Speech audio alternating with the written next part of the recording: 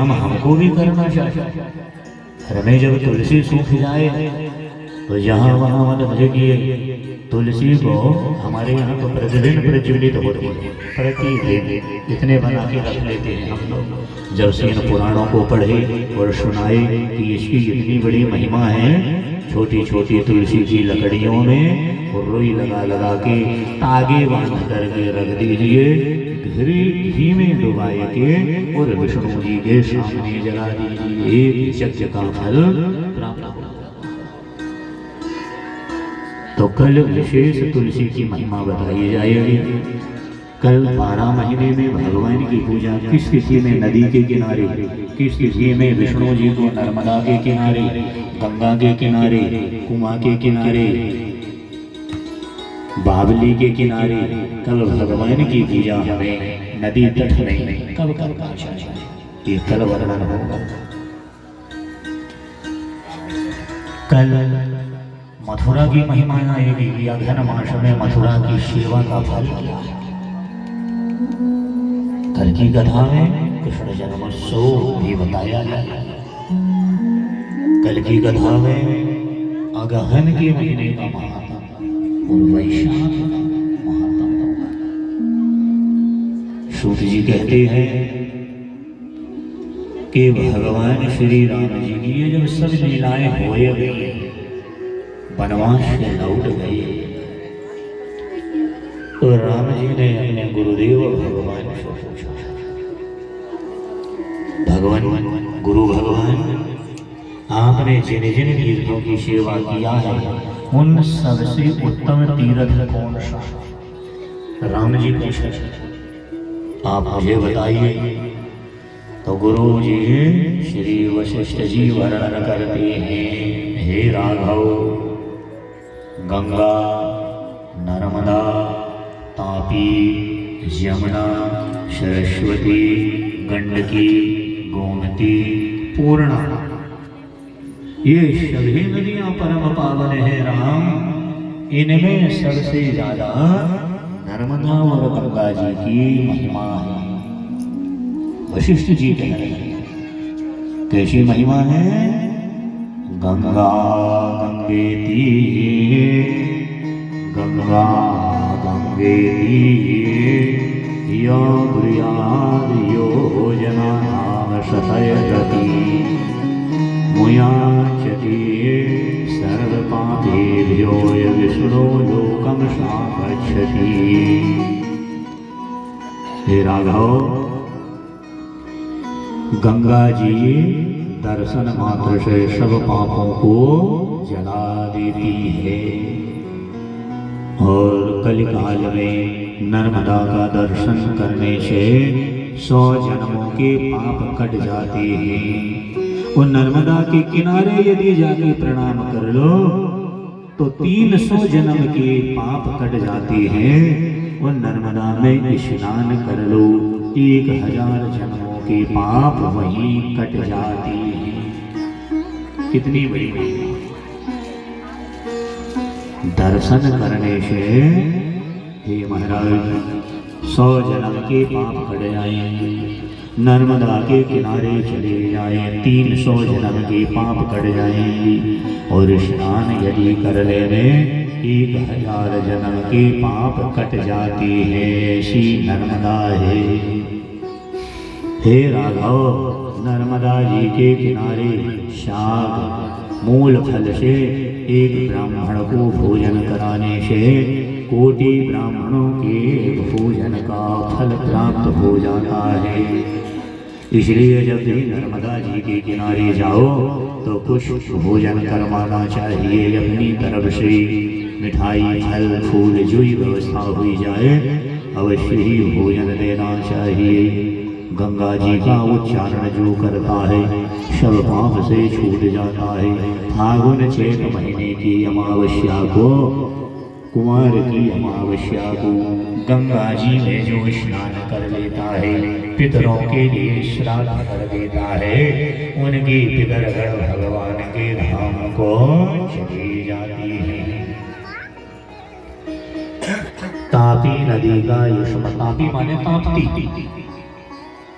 मुल्ताई बैतूल के पास से ताप्ती है ना, हाँ वही ताप्ती है, जरूर जाना चाहिए। तो तापी नदी का स्मरण करने से 7 गोत्रों का उद्धार हो जाता है। 7 गोत्र हमारे भगवान के धाम को चली जाती है। यमुना जी में स्नान करने से सारे पाप छूट जाती है, परम गति मिल जाती है। कार्तिक की पूर्णिमा हो, कृतिका नक्षत्र हो और सरस्वती नदी में जो स्नान कर लेता है वह भगवान के धाम को जाता है। कार्तिक महीने में सरस्वती के जल में स्नान करके भगवान प्राची माँ करे शालिग्राम भगवान की पूजा कर ले गए हैं, उसका फिर जन्म नहीं होता। जिनके घर में शालिग्राम है वो घर नहीं है, तीर्थ जिनके घर में शालिग्राम भगवान की पूजा करनी चाहिए, तुलसी चढ़ाना चाहिए, शालिग्राम का चरणामृत लेना ही चाहिए। जब ये चरणामृत में शिव गोयसाली में पंचामृत गोयसाली में सब बता दें। तो शालिग्राम की पूजा जहाँ होती है वह घर नहीं है, वहाँ पूरे तीर्थ आके बैठ जाते हैं, पूरा तीर्थ है और दोबारा जन्म उसका नहीं होता भैया जो शालिग्राम भगवान की पूजा करता। इसलिए शालिग्राम भगवान की बटैया सबके घर में होनी चाहिए। लकीर वाले भी होते, चक्र वाले भी होते, पूरे काले भी होते, कई तरह के होते, बड़े जामुन के फल जैसे हो, बड़ा जामुन आता है वैसे चिकने गोल मटोल होते, लुढ़क जाते, और जब तक भी लुढ़के नहीं आनंद नहीं आता, बिठा लो फिर लुढ़केंगे, फिर इधर होए, उसी में उनको आनंद आता। शालिग्राम भगवान, शालिग्राम भगवान की पूजा नित्य निरंतर हमें करना चाहिए और पुण्य फल हमें प्राप्त हो जाता है। शालिग्राम की पूजा जो करे हैं वे दोबारा जन्म नहीं लेंगे। जो द्वारकावासी श्री कृष्ण के समीप गोमती नदी की जल में स्नान कर लेता है वह चतुर्भुजी रूप धारण करके भगवान के धाम को जाता है।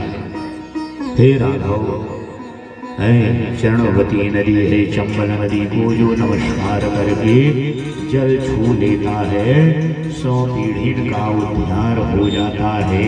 हे महाराज, भगवान की कृपा मिलती है और जो समुद्र को देख लेता है उनके पाप दूर हो जाते हैं। जो समुद्र में स्नान कर लेता है उनकी 1000 पीढ़ी भगवान के धाम को जाती है। जो समुद्र महाराज को जनेऊ चढ़ाए, नारियल चढ़ाए, हाँ जब भी नदियों के किनारे जाए तो खाली हाथ नहीं जाना, चाहे नर्मदा हो, गंगा हो, जमुना हो, एक चुनरी हो, एक नारियल हो, थोड़ा सा रोली हो, एक सिक्का हो, जनेऊ हो, ये लेके नदियों के किनारे हमें जाना चाहिए। छोटी बड़ी चुनरी हो जाए, नारियल हो जाए, जनेऊ हो जाए, एक सिक्का हो जाए, ये तमाम वस्तुएं लेके हमें इन नदियों के ढेगे, इन नदियों के समीप जाना चाहिए। माह का महीना हो और जो प्रयागराज में स्नान कर ले, यही लोग परलोक दोनों धाम बन जाते हैं। माघ महीने में प्रयाग जाना ही चाहिए क्योंकि शिव तीर्थों के राजा श्री प्रयागराज हैं। माघ महीने में बड़ी महिमा है महाराज। विष्णु धाम को प्राणी चला जाता है। जो मनुष्य प्रभास क्षेत्र में 3 रात ब्रह्मचर्य का पालन कर ले वह यमलोक नहीं जाता। जो प्राणी नैनी सारण में वास करता है वह देव तत्व को प्राप्त हो जाता है। हे राम, जो भी मनुष्य कुरुक्षेत्र में सूर्य ग्रहण, चंद्र ग्रहण के समय स्नान कर लेता है वह भगवान के धाम को चला जाता है। जो कपिला गाय का दान देते हैं उन्हें भगवान का धाम मिल जाता है। वैशाख महीना में उज्जैन जरूर जाया जाए और क्षिप्रा नदी में स्नान करना चाहिए, महाकाल के दर्शन करना चाहिए, दीपमालिका के दर्शन करना चाहिए, हर्षश्री माता के दर्शन। बाबा महाकाल की बाबा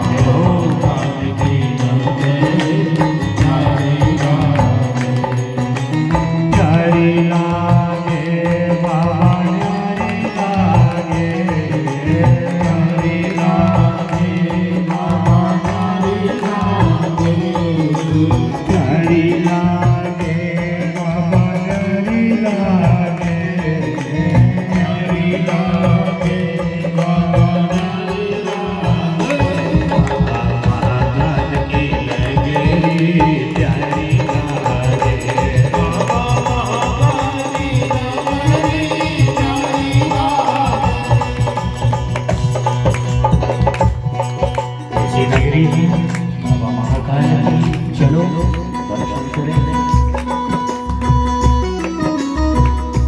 वट का वृक्ष लगा है, सिद्धवट, उज्जैन, मध्य प्रदेश की पावन धरा उज्जैन। लाखों पापी तुमने हारे लगी नकल की, तुमने लाखों पापी तुमने हारे लगी नकल की, लाखों पापी तुमने हारे लगी नकल की।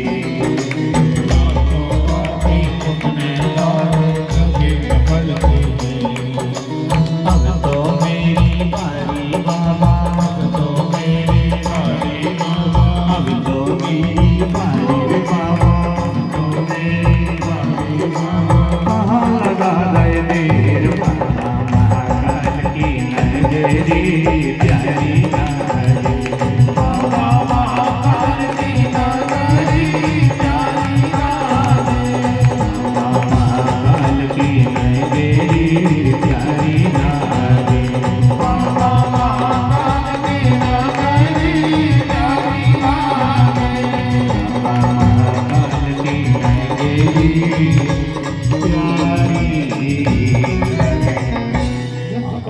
भगवान की जय हो। सुंदर वैशाख माह चल रहा हो, रिजर्वेशन कराए लोग जाओ उज्जैन, क्षिप्रा नदी का स्नान करो।